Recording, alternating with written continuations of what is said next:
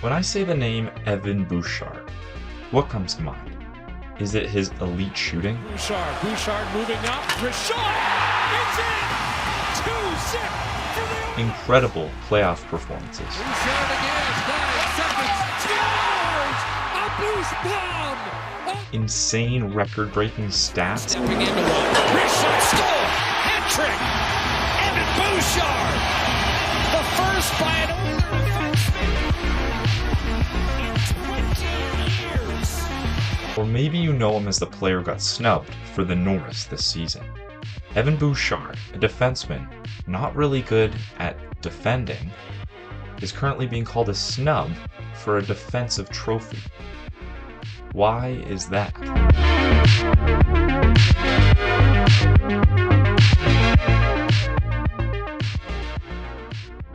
The top playoff performing defensemen throughout NHL history, you have names like Ray Bourque, Paul Coffey, and the ever infamous Bobby Orr. And you're right, Bouchard isn't better than all three of them. In fact, he's better than every defenseman in NHL history for playoff points per game except Bobby Orr. Now that is just one stat, but Paul Coffey is without a doubt a top 5, probably top 3 defenseman of all time. And yet you have even Evan Bouchard casually breaking his records on the bench for the Oilers during the regular season. He scored a hat-trick this season right after his defensive partner Mattias Ekholm scored a hat-trick the game prior.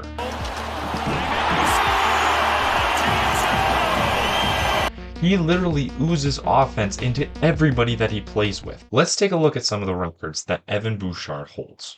He literally holds the most points by a defenseman in the first 2 rounds of playoffs with 20. He holds a franchise record with 6 points in a game he got this season. And he has the record for most playoff assists, having 26 in just 1 run. This season, he had the most points by 14 over the next defenseman.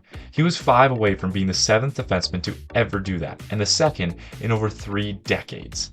Nearly every single year, the defenseman with the most points wins the Norris Trophy, and rarely the leads are so drastic that they have 14 points better than the next defenseman. So why didn't he even get nominated for top 3? Well, it's simple. Although he is one of the best offensive defensemen in the entire game right now, maybe even the best, he doesn't know how to defend. Telegraph the back pass, picked off, counter short-handed, shoots and scores!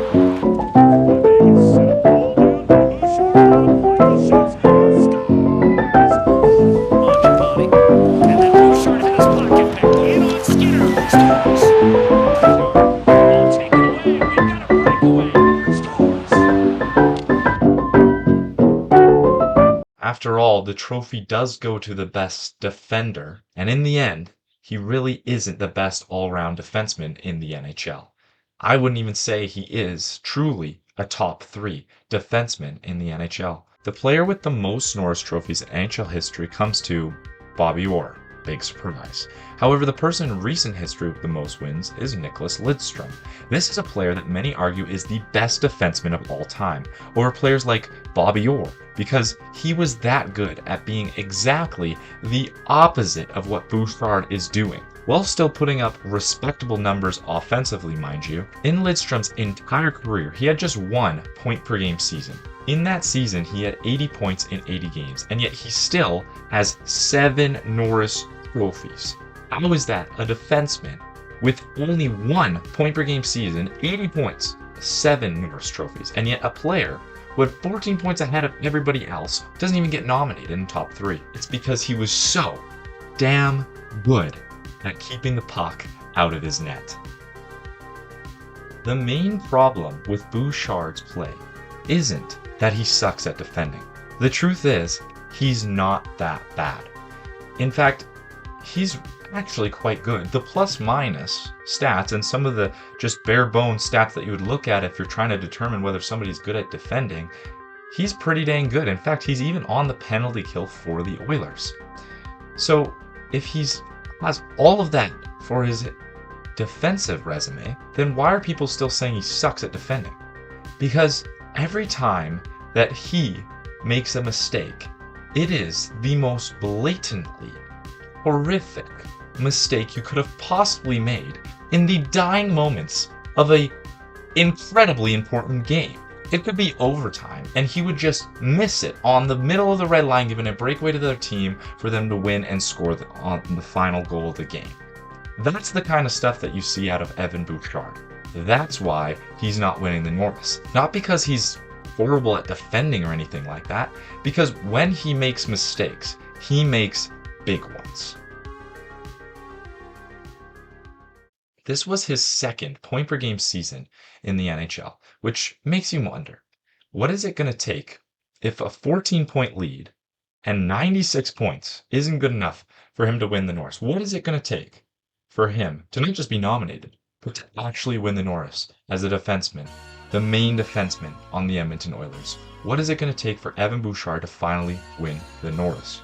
His reputation might cost him one of the most prestigious defensive awards in all of sports. If he could just learn how to do one thing, and ironically, that's defend.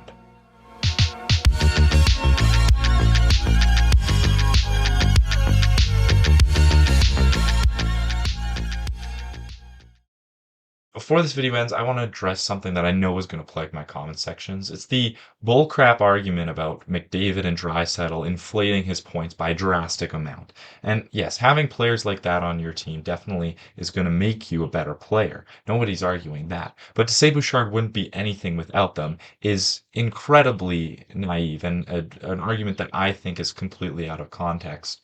Bouchard had 62 5-on-5 points this season and plays just fine when he's not on with McDavid. Tyson Barrie also played on the power play for the Edmonton Oilers, and he peaked at 48 points. Bouchard had over 90 this season, an insane total that if any other defenseman was put in his place, they wouldn't have anything close to it. You look at Makar with McKinnon and Rantanen, well, not Rantanen anymore, but Necas and some great players over there, and you never mention the fact that his stats might be boosted or Quinn Hughes' stats might be boosted by the likes of Kaprizov. Overall, this argument just is kind of BS to me. I don't really like to talk about it because a lot of these arguments happen with a lot of players, and sometimes they actually have a case against them. However, this one, in my opinion, has absolutely none. The stats show, as well as just being a basic understanding of hockey itself.